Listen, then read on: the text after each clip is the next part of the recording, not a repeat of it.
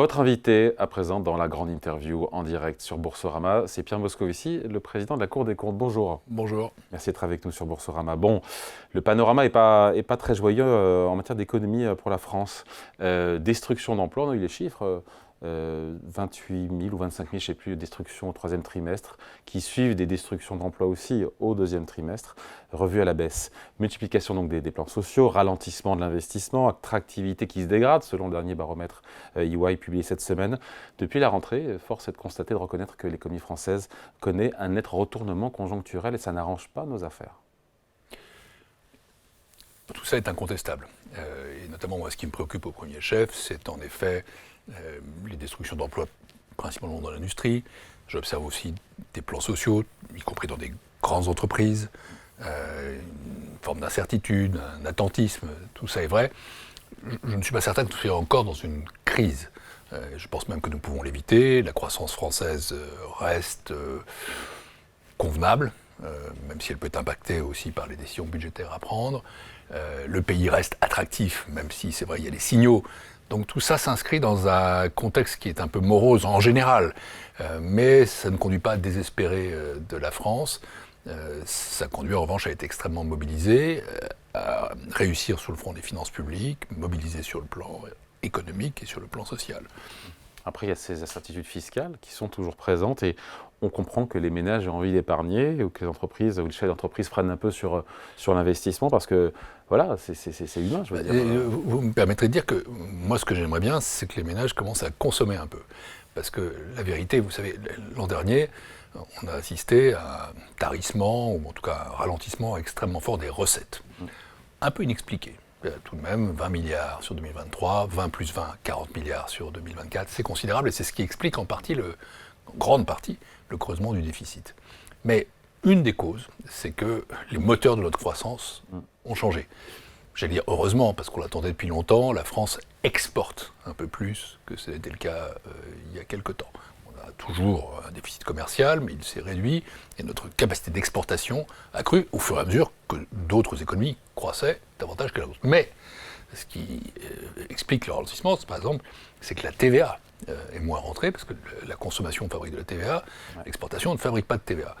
Donc, et puis nous avons des taux d'épargne qui restent encore très élevés, qui manifestent aussi un comportement de prudence, voire une certaine frilosité.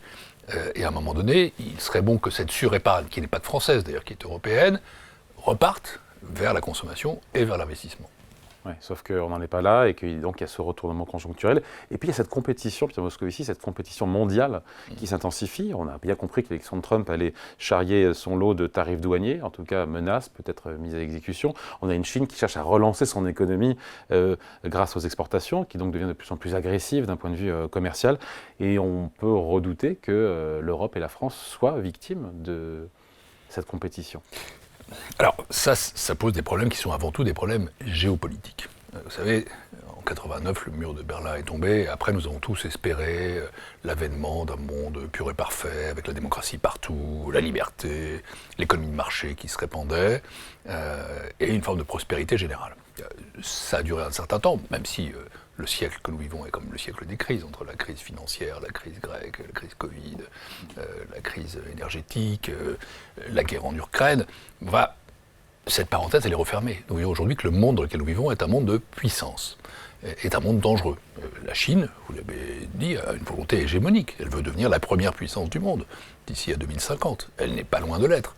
La Russie est une menace entre les mains d'un autocrate. Il ne faut pas non plus se voiler la face. Les États-Unis ont choisi un président, qu'on l'aime ou pas, en tout cas c'est un isolationniste qui ne considère pas que les Européens sont ses premiers alliés. Conclusion de tout ça, soit les Européens dans cette période-ci ont un sursaut collectif, décident enfin d'apprendre à parler le langage de la puissance, se considèrent comme une puissance, et nous avons les moyens de cette puissance. Commerciale. Puissance économique, puissance commerciale. puissance aussi géopolitique. Nous devons par exemple impérativement faire les efforts qu'il faut pour être capable de nous défendre. Ouais, la Russie, le langage de Poutine par rapport aux missiles qu'il a tirés hier, les capacités de rétorsion contre ceux qui attaqueraient la Russie, les menaces qu'il peut porter à l'égard de certains pays de l'OTAN. Vous savez, si vous êtes aujourd'hui suédois, finlandais, estonien, roumain, vous posez des questions. Ça nous concerne. Et donc, il faut que nous soyons capables d'être offensifs. Offensif, ça suppose aussi que nous soyons économiquement puissants, et que nous soyons capables d'investir, y compris dans nos infrastructures et dans notre défense. Voilà qui est fondamental. Alors, Trump, pour répondre à la question, écoutez, de toute façon, les États-Unis sont vos alliés. On a un gouvernement, une administration qui va s'installer. A priori, elle n'est pas amicale, mais enfin, ce sont des alliés. Et il faut parler avec eux. Il faut essayer d'avoir la relation qui soit la moins mauvaise possible, ou la meilleure possible, pour être plus positif.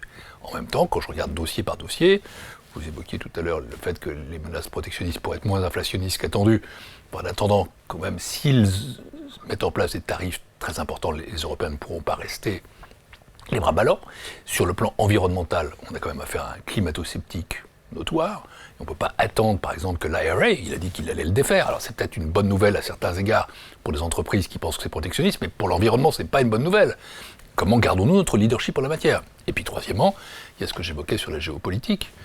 Peut-on attendre de ce président qu'il soit aussi présent côté de l'Ukraine que l'était l'administration précédente?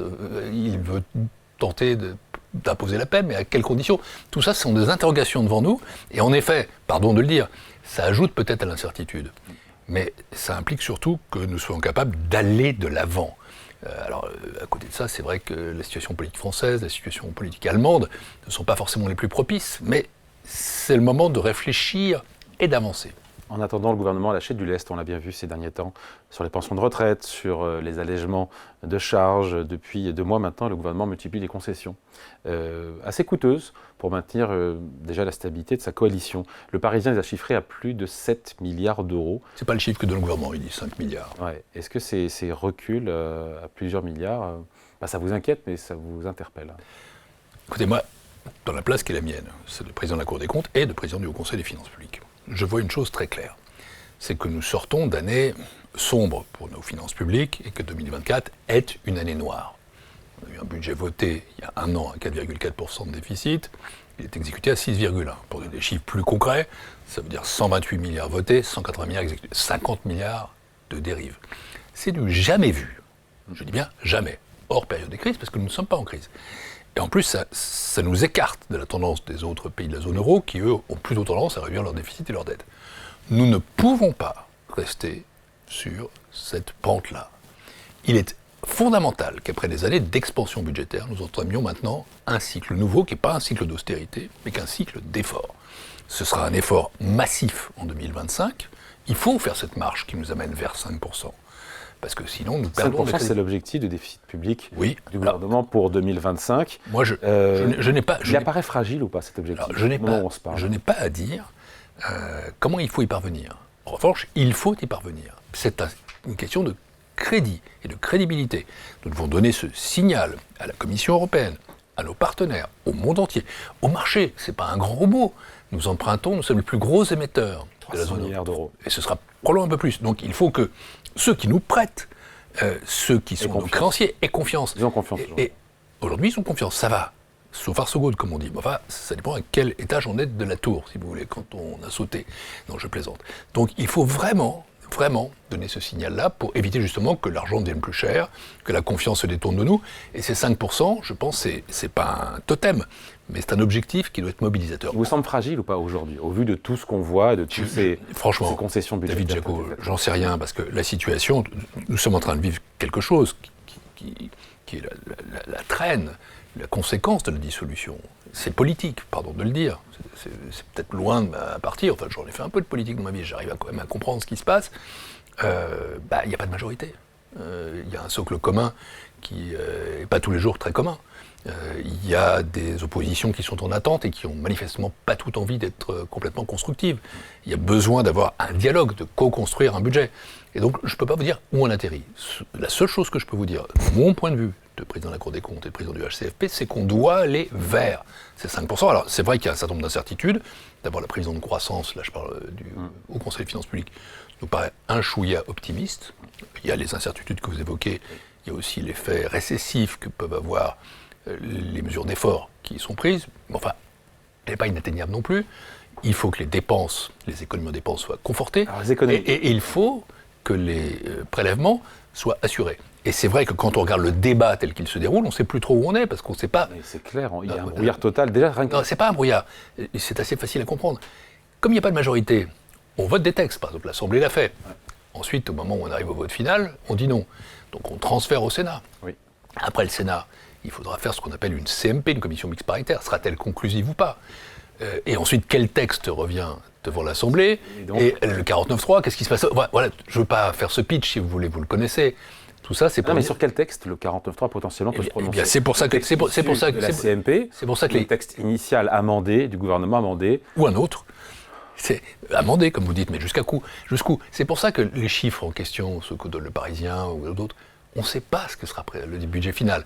Et la seule chose qui doit être claire, c'est l'objectif, c'est d'aller vers ces 5%, se donner les moyens d'y parvenir. 40 milliards d'euros d'économie avait été prévu par le gouvernement au moment où il présente son projet de budget. Un peu moins, en fait. Au final, c'était même pas 30. Alors, d'après le Haut Conseil des finances publiques, il n'y avait pas 60 milliards d'euros d'efforts. Mais 50. Mais 40. 40, ouais. Parce que, en fait, le gouvernement incluait dans son effort l'anticipation de la dérive, ou de la prolongation de la dérive jusqu'à la fin 25. Il disait qu'on est à 7%, donc par rapport à 7%, on fait 20 milliards d'euros d'économie, mais heureusement, on ne doit pas être à 7%. Donc, la France n'a pas de budget, on sera à 7% d'ailleurs. On en parlera plus tard. On ne sait pas. Mais les 40 milliards, on ne sait pas, parce qu'on peut aussi faire des mesures de régulation coordonnées. Mais je vais y venir. En tout cas, en structurel, il y a 40 milliards d'euros. 40 milliards d'euros d'efforts, dont 10 d'économies. Et 30 de prélèvements. Oui, donc c'est pas 2 tiers d'économie, c'est plutôt 2 tiers de hausse d'impôts. Oui, mais enfin, en réalité, on parle de deux choses différentes parce que les deux calculs valent quelque chose, mais en structurel, c'est-à-dire ce qui est comptabilisé par nos partenaires européens et ce qui dure, c'est plutôt 40. C'est pas négligeable quand même. On n'a pas fait ça depuis des années et des années. 30 milliards de hausse d'impôts. Oui, 30 milliards d'euros de hausse d'impôts, de prélèvements. Ouais. Et donc, je reviens à votre question initiale sur les 5%. Pour arriver à 5%, il faut que la croissance soit au niveau prévu. Ça, on le saura un peu plus tard. C'est pour nous un peu optimiste, mais pas non plausible. Il faut que les économies en dépenses soient confirmées et il faut que les prélèvements soient réalisés. Et là-dessus, il y a des incertitudes qui tiennent à la fois aux prévisions elles-mêmes et aussi à la situation politique. In fine, moi, ce que je regarderais, je ne fais plus de politique, c'est quel est le texte final et ce texte final permet-il d'aller vers 5%? Mon message, c'est d'aller ou d'être ? D'aller vers. D'être, ça on le vérifie en cours d'année de toute façon. Ouais. Il faut aller vers les 5%, il faut que ce soit voté à 5%, il faudra ensuite que ce soit exécuté à 5%, et c'est pas parce que je suis un fétichiste ou un maniaque, c'est parce que simplement, il faut vraiment marquer un coup d'arrêt à la logique de nos finances publiques qui s'est écartée de celle de nos partenaires. Écartée. Il faut que nous soyons dans un mouvement de convergence au sein de la zone euro, pas frénétique.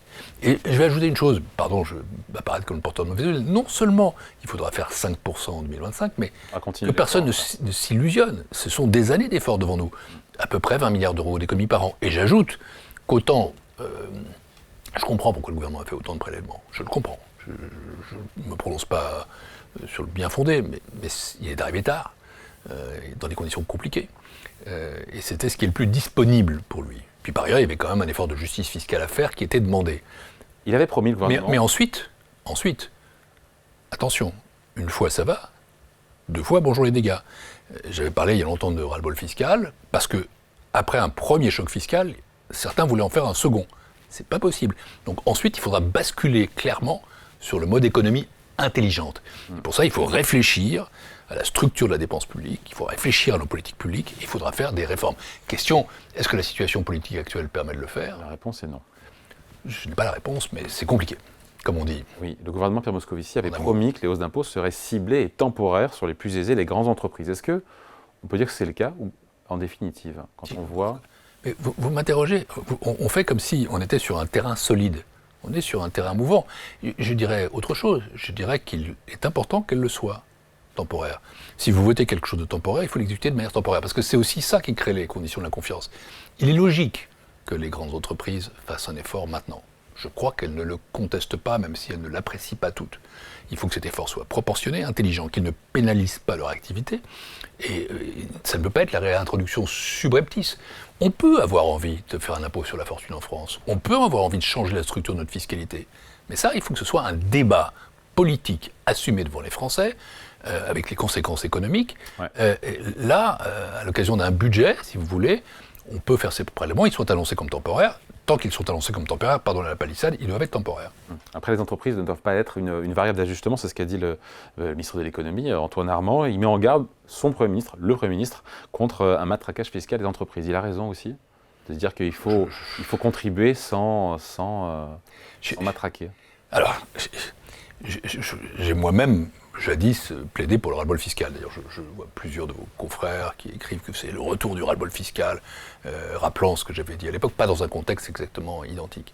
Je redis que pour ma part, je pense qu'il y a une limite au consentement à l'impôt. On y est Non, je pense qu'il y a une possibilité pour faire un effort cette année, honnêtement. Après, la question c'est de savoir pour quand est la mise en garde du ministre des Finances.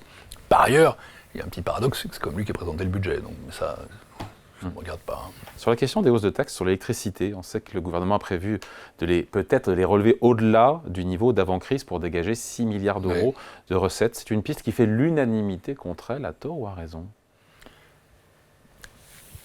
Là, vous m'interrogez pour question sur un champion, sur le budget tel qu'il est présenté. Tant que ce qui compte pour le consommateur, c'est que le prix de l'électricité n'augmente pas. Ouais. Je ne suis pas certain qu'avec ce niveau de taxe, il augmente. Voilà. Donc c'est comment on manipule. Mais après, c'est la politique, David Jaco. Et ça, c'est plus mon taf. Ouais. Aujourd'hui, il est au Sénat, le projet de budget.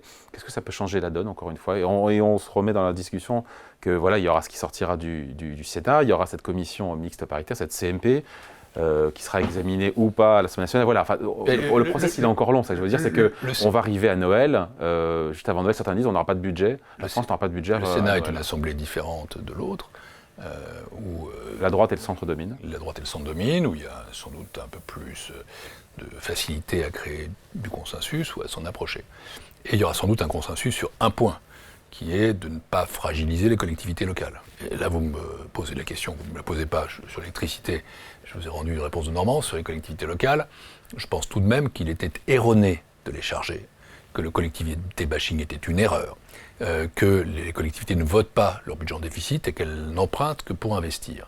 Néanmoins, les collectivités locales doivent aussi participer à l'effort collectif. Bien sûr, j'avais prévu une question. C'est Gérard Larcher qui souhaite qu'il y ait non pas 5 milliards d'euros d'économie de la part des collectivités, mais 2 milliards d'euros. Voilà. Ça me paraît plus raisonnable que de dire qu'il n'y a pas d'effort du tout. Je pense qu'il faut, encore une fois, que l'effort des collectivités locales soit proportionné et que par ailleurs il soit intelligent. Par exemple, il faut faire dans la dentelle. Toutes les collectivités ne sont pas dans la même situation. Les grandes communes se portent mieux que les régions, qui se portent mieux que les départements, et y compris au sein des départements, certains départements se portent mieux que d'autres. Mais tout ça, ça nous dit quoi? C'est-à-dire que pour faire quelque chose de très intelligent en matière de finances publiques, il faut du temps, il faut du dialogue, il faut une capacité de réforme. Là, on est dans la discussion à chaud d'un budget, dans des conditions très compliquées. Et après, le Sénat, en effet, on va arriver à ce moment que j'évoquais, c'est-à-dire, voilà, il y a une commission mixte paritaire, a-t-on accord ou pas? Et sur quel texte le gouvernement, in fine, soumet-il à nouveau le budget au vote de l'Assemblée avec un 49.3 puisqu'il a été annoncé? Est-ce que c'est son texte initial? Est-ce que c'est le texte du Sénat? Est-ce que c'est le texte du Sénat amendé? Amendé notamment des propositions du Rassemblement national qui clairement a fait monter la pression en disant clairement qu'il ne faut pas que le pouvoir d'achat des Français soit amputé. Mais vous savez, vous pouvez faire des émissions tous les jours là-dessus parce que ça va changer tous les jours, hein, jusqu'à la fin. Là, on est dans le money time. Pas tout à fait encore, et c'est un maelstrom qui va continuer à s'agiter. Moi, mon message, je le redis, est simple. Je ne sais pas comment on fait. Bon courage. Mais il faut faire 5%. Il faut que le budget soit voté autour de 5%. Pourquoi ça? Je le répète, notre crédit est en jeu. Et il faut marquer un point d'inflexion, un coup d'arrêt à la montée continue de la dépense publique, à la montée continue de nos déficits, à l'explosion de notre dette. Pensez que même avec un budget à 5%, notre dette va continuer de croître jusqu'en 2027. Moi, vous savez quel est le chiffre qui m'inquiète le plus ? C'est la charge de la dette annuelle, ce qu'on rembourse. 60 milliards aujourd'hui, ça ? C'est 25 milliards en 2021. 25 milliards, c'est le budget du logement. C'est le point bas. 53 milliards aujourd'hui, c'est le budget de la défense. 70 milliards d'euros dans 2 ans, c'est le budget de l'éducation. 90 milliards en 2027. Quand vous avez ça, notre pays a besoin d'investissement. Il a besoin d'investissement pour le vieillissement démographique. On n'aura plus l'argent potentiellement pour... Voilà. Et donc, pour moi, pour le changement climatique, d'abord, pour lutter contre le changement climatique, pour la transition écologique, pour nos enfants. Et là, je le dis, si on veut retrouver des marges de manœuvre pour investir, il faut se désendetter. C'est pas chanter l'austérité, c'est pas mon truc. Et d'ailleurs, vous savez, on a encore des marges entre la situation présente et l'austérité. On a quand même 57% de déficit de dépenses publiques dans le PIB. On avait 53,8 en 2019. Est-ce que les services publics, depuis, ont considérablement gagné en qualité ? Non, c'est pas en faisant toujours plus. Je pense que le tax and spend, comme on dit, faire des impôts et dépenser, c'est pas la solution magique. Il faut revenir à une gestion intelligente des deniers publics. Moi, en France, il y a une préférence collective pour la dépense. Je la comprends. D'une certaine façon, je la partage. C'est un modèle social à défendre. Je plaide pour lui. Mais ce modèle social, il doit être aussi géré intelligemment. Sinon, les Français sont dans un paradoxe. Ils payent de plus en plus d'impôts, ils sont mécontents. Ils voient qu'on dépense de plus en plus, ils s'interrogent, parce qu'ils constatent que la qualité du service public n'est pas à la hauteur.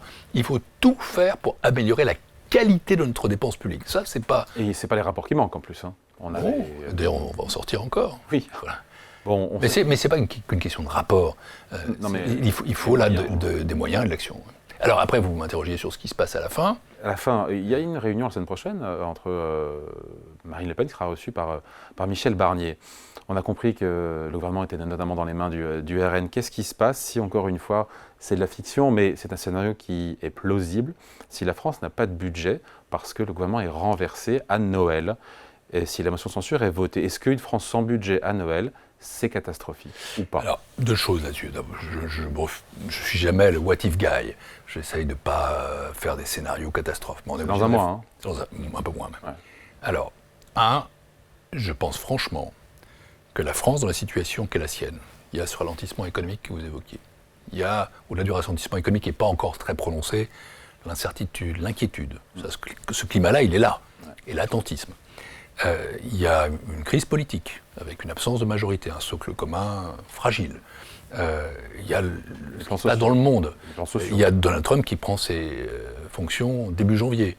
Il y a les plans sociaux. Nous ne pouvons pas, nous ne devons pas nous payer le luxe d'une crise politique dans un moment qui est très compliqué sur le plan international, qui est très compliqué sur le plan social. Pas de budget égale crise politique. Non, la crise politique, c'est la chute du gouvernement, c'est la censure. Encore une fois, je ne suis pas surtout pas dans la peau des dirigeants du Rassemblement national. Mais voilà, il y a aussi une question de responsabilité dans cette affaire. La responsabilité, elle est partagée d'ailleurs, parce qu'il faut que le gouvernement aille chercher une majorité, ou plutôt une absence de défiance. Donc, mais là, nous avons quelques semaines pour collectivement être capable de bâtir quelque chose qui soit robuste et qui évite une nouvelle crise politique. On l'a vécu après la dissolution. Mais s'il n'y a pas de budget, pardon. Alors, ça, c'était la première chose que je voulais dire. La deuxième, c'est que s'il advenait qu'il n'y ait pas de budget, ça veut dire aussi qu'il n'y ait plus de gouvernement quand même. C'est un sujet. Il y a des expédients techniques qui sont prévus par notre Pas de shutdown à l'américaine, il n'y a pas de... Il pourrait, dans le pire des cas, mais il y a quand même au moins 2 moyens de l'éviter, sinon 3. D'abord, on peut voter la première partie et pas la deuxième. On peut autoriser le gouvernement à prélever les impôts par ce qu'on appelle une loi spéciale. Les impôts de l'an dernier, enfin sur les mêmes bases. Sur les mêmes bases que l'an dernier, et ensuite le budget est exécuté par ce qu'on appelle le 12e provisoire, mais c'est reculé pour mieux sauter. Il faudra qu'en 2025, on ait 2 projets de loi de finances à ce moment-là. Le projet de loi de finances pour 2025 et celui pour 2026. Au moins, il n'y a plus de hausse d'impôts. Oui, et la France va vers 7% de déficit public. Je résume mal. On ne sait pas exactement. C'est parce que, vous savez, les 7%, c'est une fiction. C'est-à-dire ça suppose que la catastrophe se prolonge. On peut aussi espérer que les choses aillent mieux. Par exemple, que les impôts rentrent un peu mieux. Ouais. Donc ça, on ne sait pas. Pas de budget, il n'y a pas de hausse d'impôts, disent certains. Sur les entreprises, sur les particuliers. Mais les impôts peuvent rentrer mieux qu'ils ne sont rentrés les années précédentes. Un taux si la consommation redémarre, si l'investissement est en avant. On ne sait pas. En tout cas, ce qui est sûr, c'est que les déficits ne baissent pas. Donc il n'y a pas moins de 6. mais il n'y a pas forcément 7. On verra. On verra pas, j'espère. C'est pas une situation totalement inédite, vous savez, David Delcourt. Je crois qu'en 1963, ce qui ne nous rajeunit pas, vous n'étiez pas là, moi je n'étais pas très vieux quand même, ça s'est produit. C'est pas souhaitable.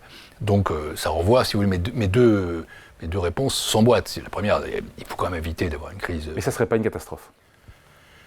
Ce n'est pas souhaitable, mais...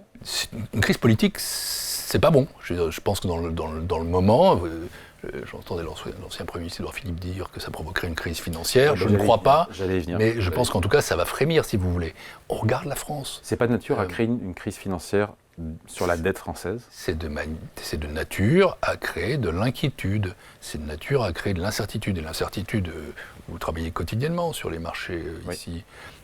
L'incertitude peut se traduire par une hausse des spreads jusqu'où, etc. On ne voit pas. En tout cas, ce qui est dingue, c'est qu'aujourd'hui, quand on regarde les taux à 10 ans sur la dette française, très limité.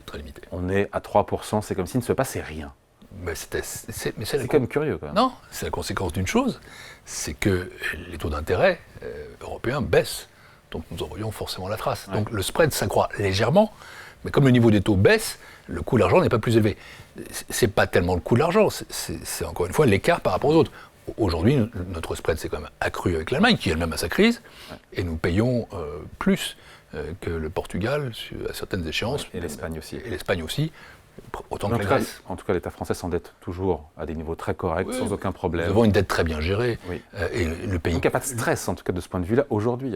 Alors qu'on est à un mois, dans un mois, on ne sait pas si on aura un budget. Le seul stress qu'il peut y avoir, c'est qu'à un moment donné, vous savez, c'est l'effet boule de neige. C'est-à-dire que quelque chose démarre, et après on a du mal à l'arrêter. Ce qu'il faut, c'est éviter que ça démarre.